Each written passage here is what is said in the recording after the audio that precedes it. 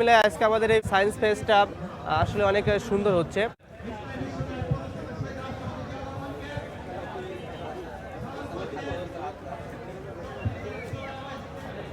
আমরা ঝিনাইদহ সরকারি উচ্চ বিদ্যালয় থেকে এসেছি।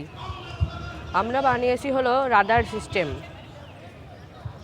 এটি এর নির্দিষ্ট এরিয়া পর্যন্ত যে কোনো জিনিস আসলে ডিটেক্ট করতে পারবে। যদি এর এর রেঞ্জ হচ্ছে 40 সেন্টিমিটার। 40 সেন্টিমিটারের ভিতর আসলে কম্পিউটারে আমাদেরকে দেখাবে এখানে একটি লাল সিগন্যাল আসবে, এবং 30 সেন্টিমিটারের ভিতর আসলে এখানে একটি অ্যালার্ট করার জন্য আমাদের একটি আলো জ্বলে উঠবে।